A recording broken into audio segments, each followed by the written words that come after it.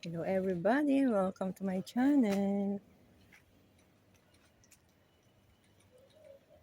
Asdod have a beautiful golden blossom.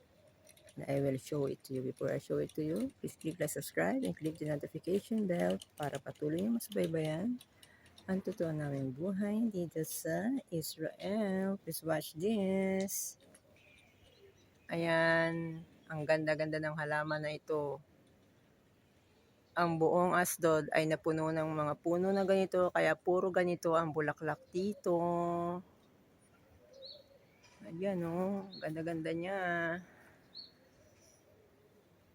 Tara, mamasyal ng mga 10 minuto. Papakita ko sa inyo. Ayan.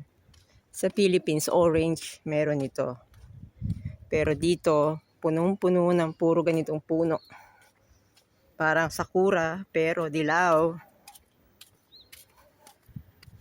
Hindi ko alam ang tawag dyan.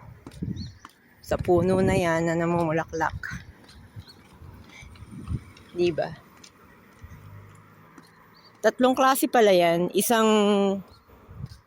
purple blossom, yung katulad sa Beersheba dating binalag ko. Tapos yung orange blossom. Tatlong klaseng puno. May ganito din dilaw sa Beersheba pero isang puno lang ang nakita ko. Dito punong-puno. Ayan o. Para siyang bulaklak ng Nara pero maganda pa sa bulaklak ng Nara. Napakaganda. Puntahan ko lang yung cat park. Meron ditong park ng mga pusa. Ganda naman maglakad dito. Ito yung orange blossom niya. Malalaking bulaklak naman ito. Pero yon pino. Ito malalaki. Yung dilaw, pinong magaganda para siyang orchid. Ayun o, may isang puno ako nakita. Punong-puno ng bulaklak. Ayan po, ang ganda talaga niya. Punong-puno ng gintong puno.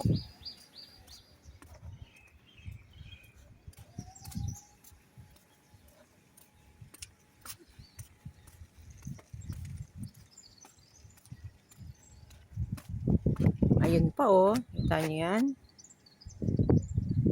Ganda niya. Lapitan ko nga.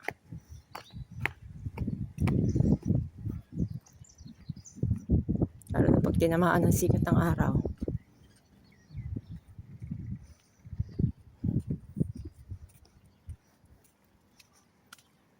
Sa park. Punta ako ng park. Ayan pa oh. Dami. Ganda niya. May pasok ako ngayon. Mag-vlog muna ako.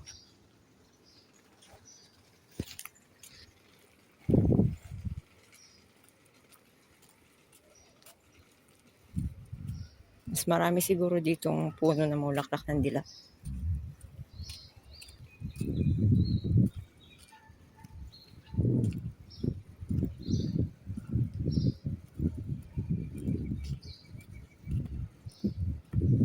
Baligtad nga dito eh. Hindi naman dito March or April. July, August pala namumukadkad ang buong Asdod ng bulaklak ang mga puno nila. Hindi sila nagtanim dito ng mga fruit trees. Ang tanim nila dito mga puno na namumulaklak na hindi namumunga. Siguro iniiwasan nila magkaroon ng insect sa paligid kasi kapag prutas, hinahabol ng mga insekto yan. Ang ganda dito. Ganda oh. Wow. Ganda niya.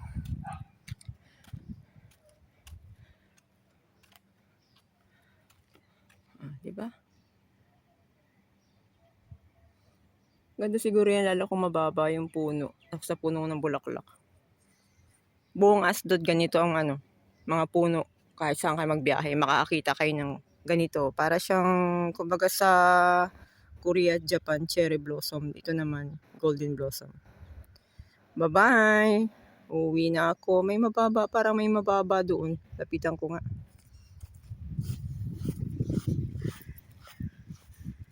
Ay, sa kabilang kalsada yun. Doon ko gustong pumunta dati. Pero lapitan natin yung bulaklak po. Napakaganda niya. Dami ng hulog ng bulaklak. Ayan. Ganda niya.